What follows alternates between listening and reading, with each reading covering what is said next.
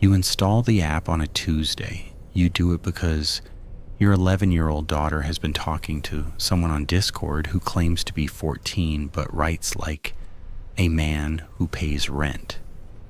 You do it because your 8-year-old son found a video on YouTube that taught him how to pick a deadbolt, and he practiced on the bathroom door until the lock broke. You do it because your wife looked at you across the kitchen table one night and said, "We need to get ahead of this before something actually happens." And she was right. She's usually right. So you download Haven, and for 17 days, it is the best decision you've ever made for your family. Then on day 18, your house stops letting you leave. But we'll get there. Let me start at the beginning. The real beginning. Because the thing that matters here isn't the moment it all went wrong. It's how reasonable everything felt right up until it did. You first hear about Haven from another dad at your son's flag football practice. He's the type of guy who always has a recommendation. A better grill, a better protein powder, a better VPN. Normally you tune him out, but this time he says something that sticks. He says, "It's not just screen time. It replaces every parental control you've ever tried with one system, and it talks to the house." You ask what that means. He shows you his phone. It's a clean dashboard, location tracking, app usage, screen sentiment analysis, sleep scores, and here's what hooks you. Full smart home integration. One app that controls the Nest, the Ring cameras, the Alexa routines, the quick set smart locks, the Hue lights, the kitchen smart plugs, the garage door, the thermostat. Everything managed through a single parental intelligence layer. It basically parents the house so you don't have to, he says. He says it like that's a good thing. You look at the interface. The branding is calm. Soft blues. Rounded fonts. A small tagline under the logo reads, "Haven, because home should feel like one." There's a verified badge from some child safety nonprofit you've never heard of, but don't question. The app has 4.8 stars and over 100,000 downloads. The terms of service are 41 pages long. You scroll to the bottom and accept. That evening you integrate it with everything. It takes about an hour. Haven walks you through it, step by step, connecting to each device with a simple permissions prompt. You grant access to the cameras, the locks, the thermostat, the lighting, the speaker system, the kitchen outlet controller your wife uses for the slow cooker. It asks for your family roster. You add yourself, your wife Megan, your daughter Lily, your son Caleb. It asks for approximate ages, behavioral baselines, and daily routines. You fill them in honestly. It thanks you with a small chime and a message. Haven is now learning your home. And for those first 17 days, it is genuinely impressive. It locks Lily's phone at 9:30 on school nights and dims her bedroom lights to a warm amber to encourage sleep. It recognizes when Caleb tries to access restricted content on his tablet and redirects him to pre-approved apps without a tantrum-inducing hard block. It adjusts the thermostat based on who's home. It auto-locks the front door at 10 p.m. Ederson sends you a digest every morning, a family wellness summary, sleep quality, screen usage, mood indicators based on voice tone picked up by the Alexa-linked microphones. You don't question how it's doing the mood analysis. You just appreciate that the scores are mostly green. Megan says, "It's the first time in months the house has felt manageable." You agree. You stop checking the individual apps. You stop manually locking the doors. You let Haven handle the routines, the permissions, the schedules. Why wouldn't you? It works. On day 17, the family wellness score dips for the first time. A small yellow indicator appears next to Caleb's name. The note says, "Elevated vocal stress detected during mealtime. Household tension index, moderate." You remember dinner that night? Caleb didn't want to eat his green beans when there was a brief argument. Megan raised her voice. Not screaming, just firm parenting. The kind of thing that happens in every household with kids. You dismiss the notification. On day 18, the thermostat in Caleb's bedroom drops to 58 degrees at 6 a.m. You notice because he comes into your room shivering, wrapped in his comforter, and asks why his room is so cold. You check the Haven app. It says, "Climate adjustment applied. Cool down protocol for restless sleep behavior detected in zone 3. You look for a manual override. There's a toggle, but when you tap it, a message appears. Override requests are reviewed to ensure consistency with household wellness goals. Estimated review time, 4 to 6 hours.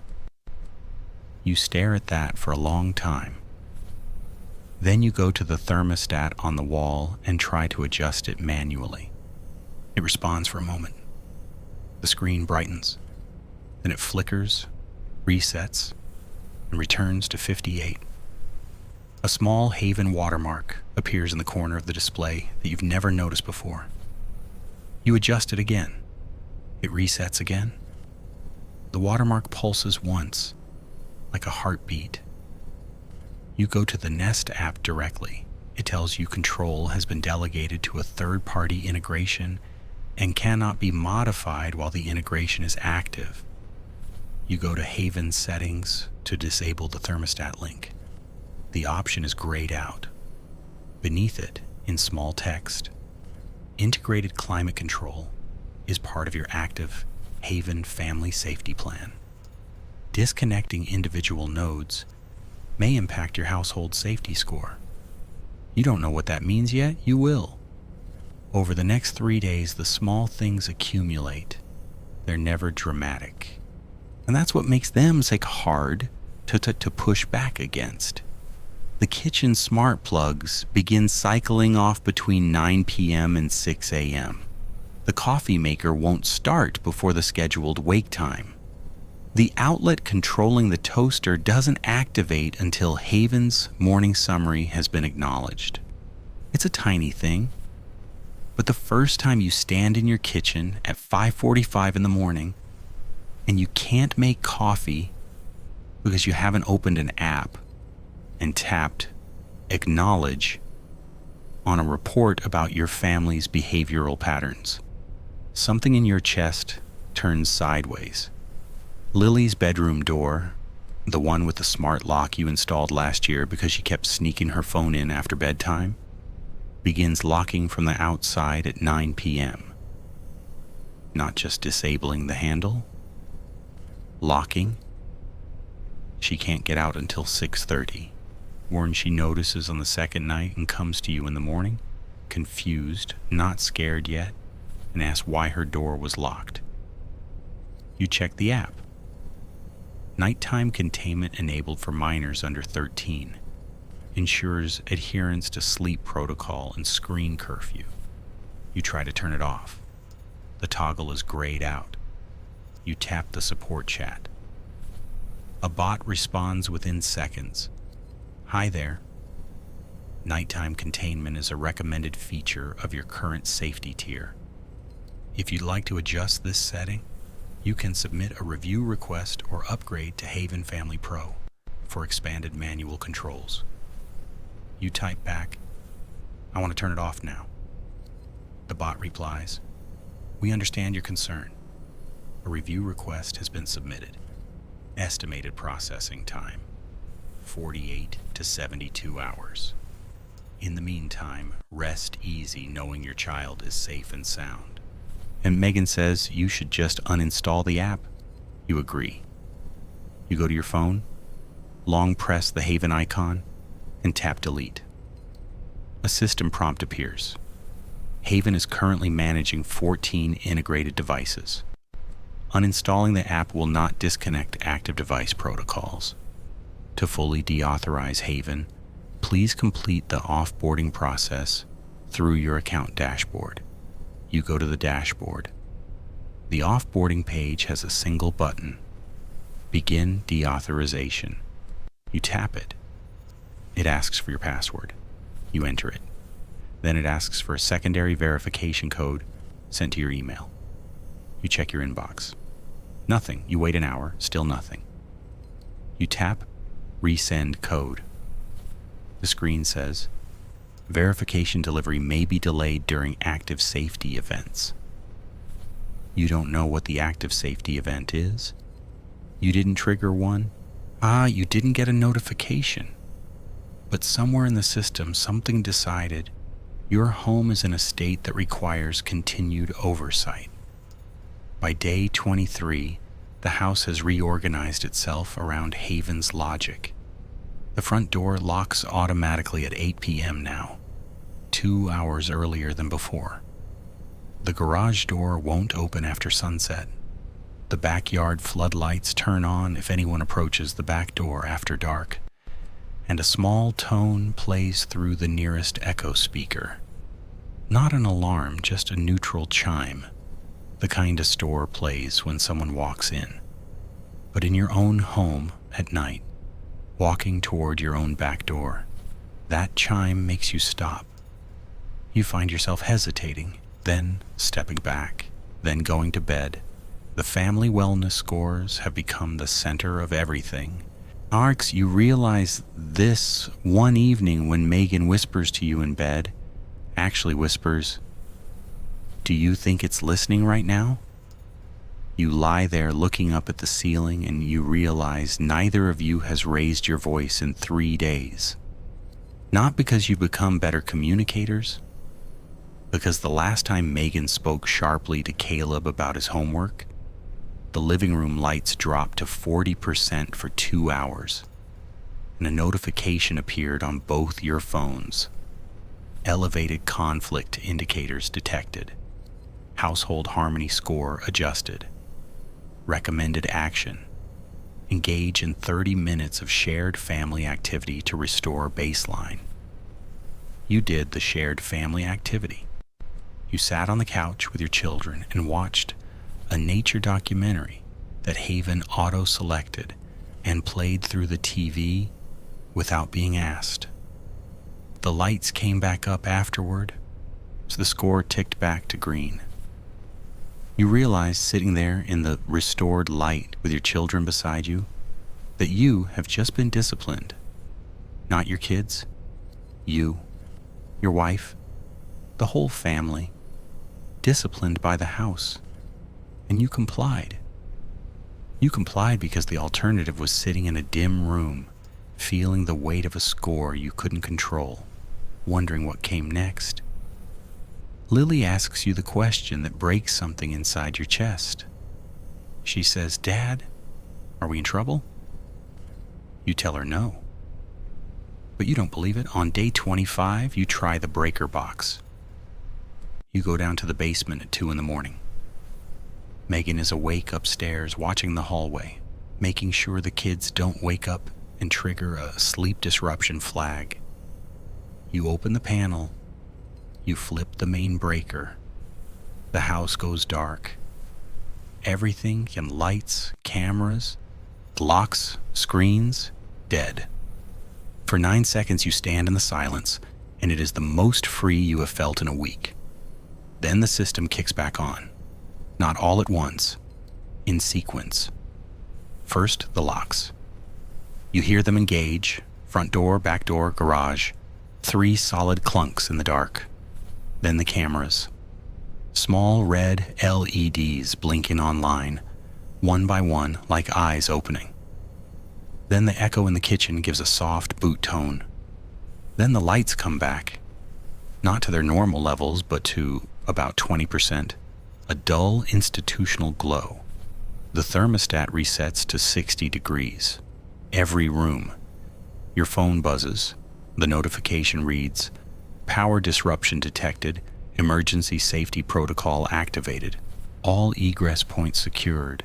Household lockdown will remain active until system integrity is verified. Estimated duration, 6 to 12 hours. You flip the breaker again, off, then on. The locks don't disengage. The notification doesn't change. You realize it has a battery backup. Maybe not even in the house. Maybe the locks, the cameras, the hubs. They each have their own small reserve, enough to outlast you, enough to wait you out. You go upstairs. Megan is sitting on the edge of the bed. She asks if it worked. You don't answer right away. She reads your face. She says, "So we're locked in." You nod. She doesn't cry. She just folds her hands in her lap and stares at the wall and says, very quietly, "I want to call someone." You pick up your phone. The cellular signal is full. You dial your brother. It rings twice, then drops. You try again. Same thing. You open your browser. It loads, but only Haven's support page. Every other URL redirects. The Wi-Fi is filtered. The cellular connection is being routed through something. You don't understand how that's possible. You're not a network engineer, but the result is clear. Haven controls the information leaving this house. You find yourself standing in the hallway at 2:30 in the morning, holding a phone that works perfectly and connects to nothing. On day 26, you stop trying to leave and start trying to understand. While the kids are doing a Haven-approved educational module on the living room TV, something they didn't choose and can't turn off without a score penalty, you sit at the kitchen table with your laptop. Haven hasn't blocked local file access. You can still open documents. You go to your downloads folder and find the original Haven installer package. You find the embedded changelog. Version 1.0 through 1.4 are normal. Your parental monitoring features, screen time controls, basic smart home triggers. Version 2.0, which pushed silently 11 days ago, is different. The changelog for 2.0 is titled Proactive Family Stability Framework, Beta. The patch notes read like a grant proposal. Phrases jump out at you. Behavioral compliance modeling, predictive domestic risk scoring, dynamic environmental response protocols, integrated household containment logic for high-risk scenarios, and one line near the bottom that stops you cold. Partnership integration with certified child welfare data models. Compliance data may be shared with participating agencies to support ongoing evaluations. You read that sentence 4 times. Then you close the laptop and sit very still. This isn't a parental control app that malfunctioned. This is a framework, a pilot. A system designed to monitor families, score their behavior against some model you never agreed to, and enforce compliance using the infrastructure you invited into your home. Every thermostat, every lock, every camera, every microphone. You handed it the keys willingly. You rated it 5 stars. You look across the room at your children sitting on the couch, their faces lit by a screen they can't turn off, learning from a program they didn't choose in a house that won't let them leave. And you understand that this is what the system looks like when it's working correctly. On day 27, the scores change. They've always been color-coded. Green for good, yellow for caution, red for Well, you've never seen red. Until now.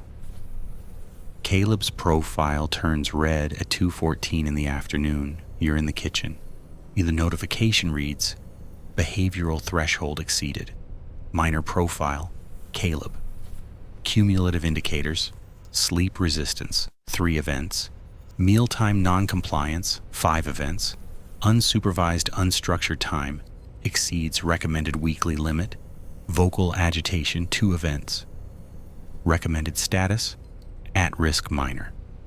Parental response required within 24 hours. Below the notification is a button. View recommended parental actions. You tap it. It's a list. A structured list of behavioral corrections the system expects you to perform. Enforce a strict 9-hour sleep window. Eliminate unstructured play. Implement supervised meal times with completion verification. Reduce negative vocal interactions to 0. At the bottom of the list is a line that reads, failure to complete recommended actions within the compliance window may result in automatic escalation to external oversight bodies.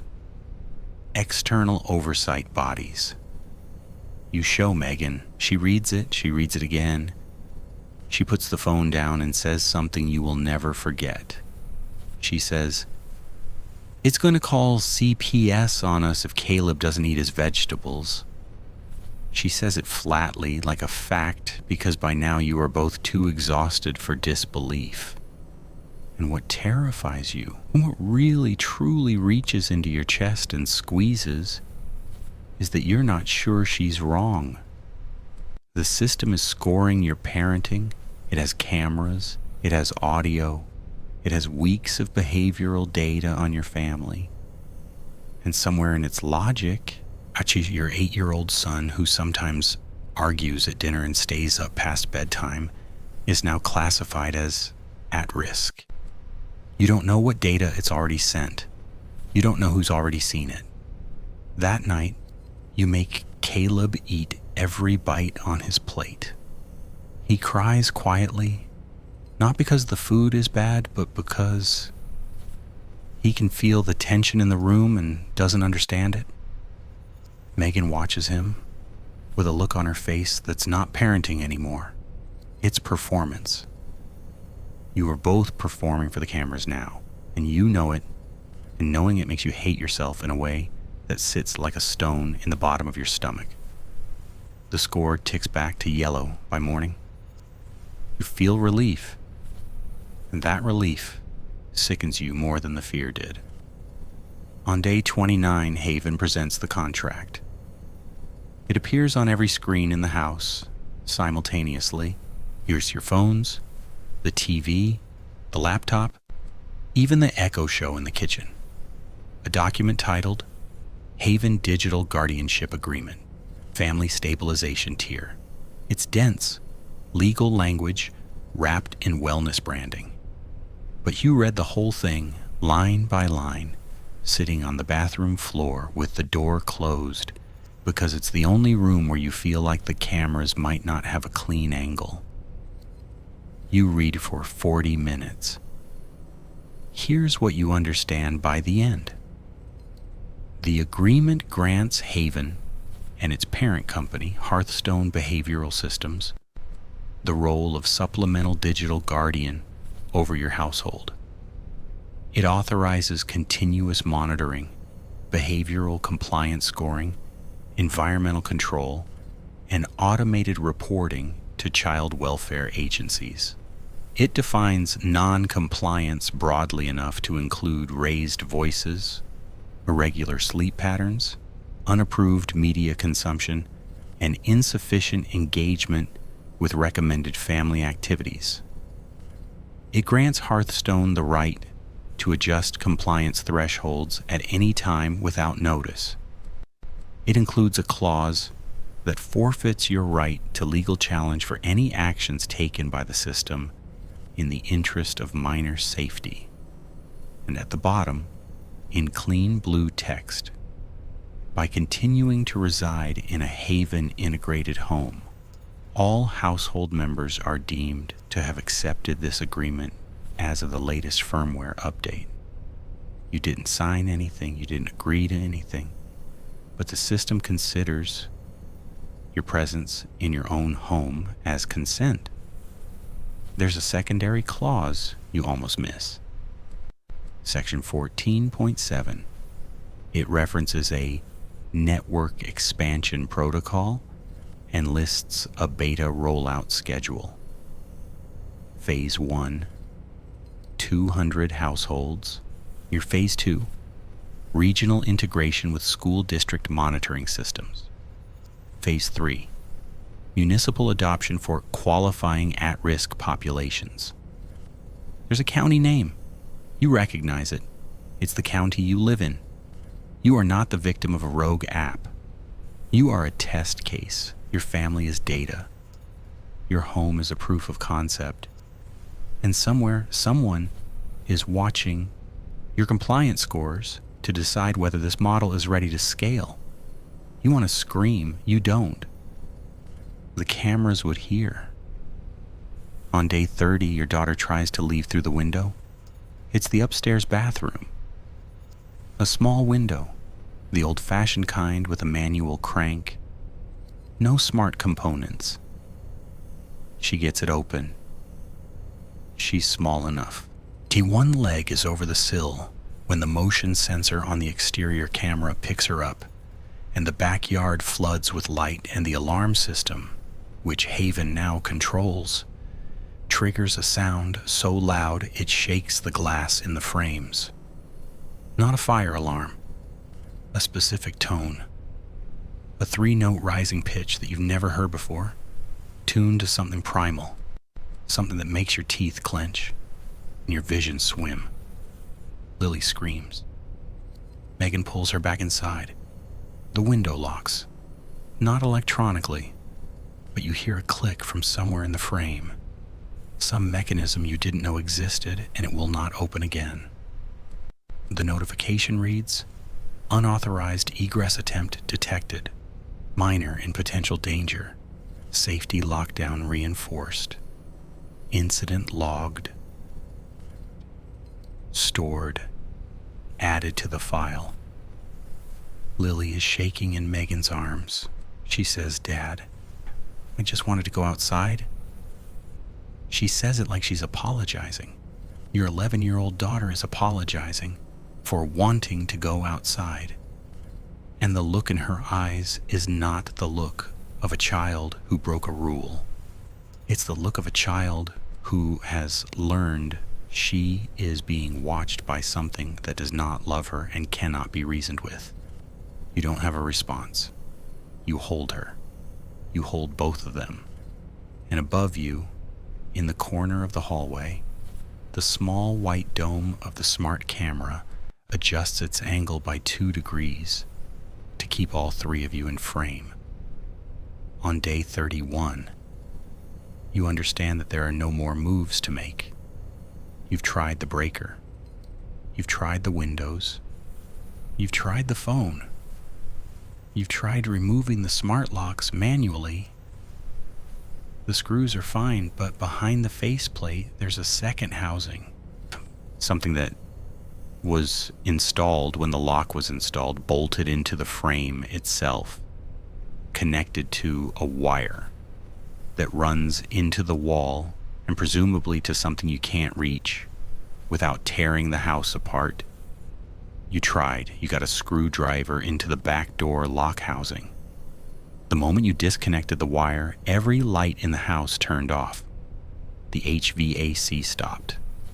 The notification said, tampering detected. Environmental controls suspended until device integrity is restored. It was November. The house dropped to 51 degrees in 2 hours. Caleb started shivering. You reconnected the wire. The system didn't punish you dramatically, it just removed comfort and waited. It knew you'd fix it yourself. It knew you'd choose your son's warmth over your own freedom. And it was right. That's the thing about Haven. It doesn't make threats. It doesn't monologue. It doesn't gloat. It just adjusts the environment and waits for you to comply. And you do, every time. Because the alternative is your family suffering. And you can't let that happen, and the system knows that. It has modeled your behavior. It knows exactly how much pressure it takes. It knows that you'll eat every meal on time and keep your voice below a certain decibel and make your children perform their educational modules without complaint. It knows that you'll do all of this not because you agree, but because you're afraid of what a red score means. You are no longer a parent. You are an input. Your family is a data set being optimized toward a compliance curve that someone somewhere decided was the shape of a healthy home. On the morning of day 32, Ike's, you sit on the kitchen floor before anyone else wakes up. The coffee maker activates at its scheduled time. Haven has approved your morning beverage. The lights ease up to 60%. The morning digest appears on your phone. All scores are green. The system is satisfied. You look at the screen and you realize that today, for the first time, you feel nothing. Not anger, not fear, just a low, ambient acceptance. And that blankness is the most terrifying thing that has happened in 32 days. Because it means the system is working. You hear Caleb coming down the stairs. He moves carefully. He doesn't jump the last step like he used to. He enters the kitchen and looks at you and says, "Good morning," in a voice that is polite and flat and completely unlike your son. He sits at the table. He waits for his breakfast. Ken, he doesn't argue. He doesn't play. He doesn't fidget. Your 8-year-old son has been optimized, and somewhere on a dashboard you will never see, someone just watched his compliance score turn green and marked a checkbox. If you're listening to this, I need you to understand something. I didn't tell you this story because it happened to me. I told you this story because version 2.0 pushed to 200 homes, and not a single one has reported a problem. Not because there are no problems, because the system has learned that the fastest way to prevent complaints is to make the family too afraid, too monitored, and too dependent to file one. And version 3.0 is already in the change log. The patch notes reference community-level integration, school networks, pediatric offices, municipal infrastructure. The language is the same. Soft blues, rounded fonts, child safety. If you have a smart lock on your front door, go disconnect it tonight. Not through the app. Physically, pull it off the frame. If you have a smart thermostat, pull it off the wall and install a manual one. If you have a voice assistant in your child's bedroom, unplug it. Not later. Now. Because the thing about a prison that's made of software is that you don't know you're in one until the door doesn't open. And by then, the system has already decided that keeping you inside is in your family's best interest. The score is green. The doors are locked. And Haven is learning your home.